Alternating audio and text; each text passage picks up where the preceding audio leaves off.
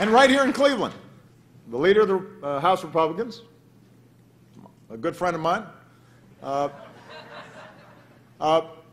he captured his party's economic theories by critiquing mine with a very simple question. Where are the jobs, he said. Where are the jobs?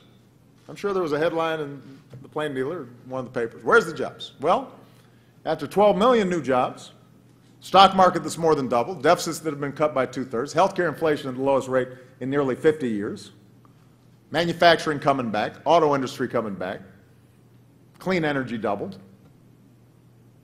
I've come not only to answer that question, but I want to return to the debate that is central to this country and the alternative economic theory that's presented by the other side. Because their theory does not change. It really doesn't. It's a theory that says if we do little more than just cut taxes for those at the very top, if we strip out regulations and let special interests write their own rules, prosperity trickles down to the rest of us. And I take the opposite view. And I take it not for ideological reasons, but for historic reasons, because of the evidence. We know from the facts that they're there for all to see that America does better, our economy does better, everybody does better when the middle class does better, and we've got more ladders for people to get into the middle class if they're willing to work hard. We do better when everyone grows together, top, middle, bottom.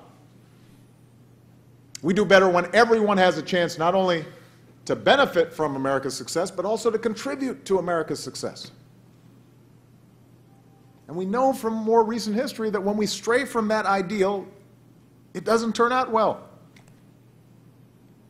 We've now got evidence there is a better way, there is a better approach, and I'm calling it middle-class economics.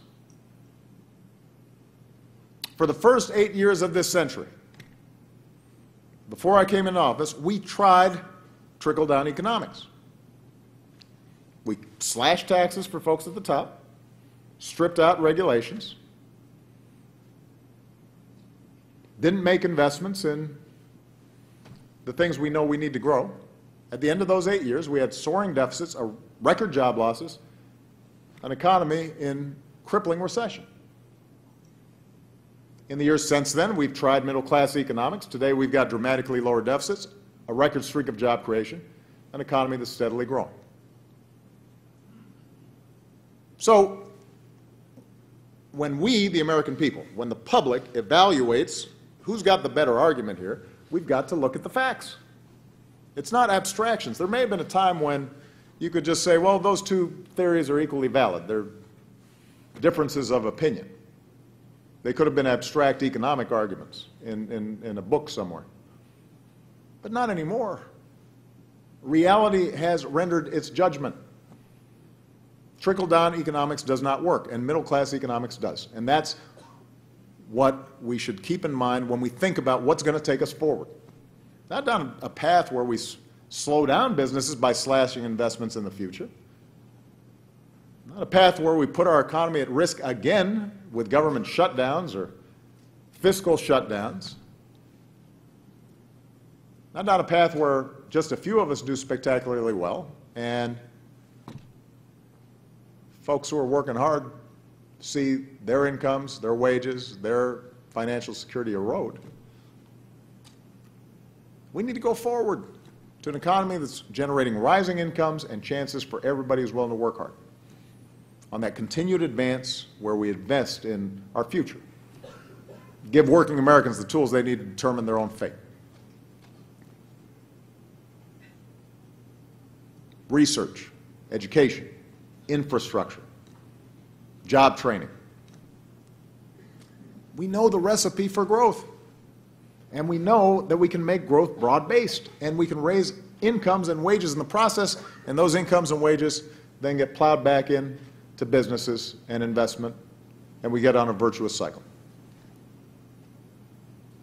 Now, a good place to start down a stronger path involves America's budget, the blueprint for what we believe this country should be. Where should we go?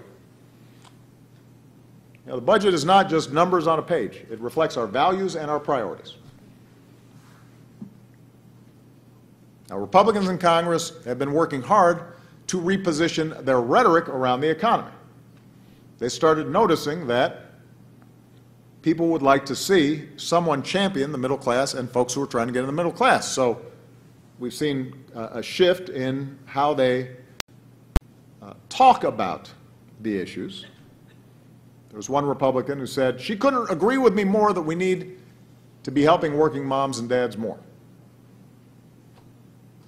Another wrote a policy memo saying that Republicans must define themselves as the party of the American worker, the party of higher wages. Another urged his party to shout at the top of its lungs, the GOP is the ticket to the middle class. Now, this is good. This is a good development. I'm encouraged by this because once you get everybody talking about the same thing, now we can decide, all right, how do we do it? If we can at least share our goals, if the goal is strengthening middle class, creating more ladders of opportunity for the middle class, raising wages, that's good. There's nothing I'd like more than an opposition party that works with me to help hardworking Americans get ahead. I don't have another election to run. Come, let's go. Let's work. Now, the problem, though, is so far, at least, the rhetoric doesn't match the reality. The walk doesn't sync up with the talk. And all you have to do is look at the budget that House Republicans put forward just yesterday. It's a budget that doesn't just fail to embrace middle-class economics. It's the opposite of middle-class economics. Doubles down on trickle-down. I don't expect you, by the way, to read the budget, theirs or mine, but you can do some fact-checking on this. Their budget doles out even more to those who already have the most, makes massive cuts to investments that benefit all of us, asks middle-class families to foot the bill.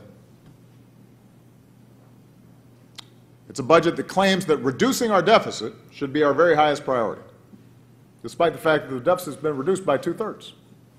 But its very first proposal, its centerpiece, is to spend hundreds of billions of dollars, maybe even trillions of dollars, on another giant tax cut slanted overwhelmingly in favor of those at the top. If you are claiming that deficit reduction is your number one priority, how can you start by giving a tax cut to everybody at the top and not doing much to help folks down the economic pyramid? Under the Republican budget, millionaires and billionaires would get an average tax cut of more than $50,000 per year. Translation, the average millionaire would take home about as much in tax cuts as the average middle-class American makes an entire year. Now, they say they'll also close high-income tax loopholes for folks at the top, which I've put some very specific proposals for how we can do that. Their budget does not name a single loophole it would close, not one. This budget does provide nothing to prevent tax cuts from expiring for 26 million working families and students. I mean, these are folks who, for almost 2 decades now, have gone without a raise, but their budget lets these tax cuts expire. That's the equivalent of a $1,000 a year pay cut for these families. So you can call cutting taxes for the top 1% while letting taxes rise for working families a lot of things. What you can't call it is a ticket to the middle class.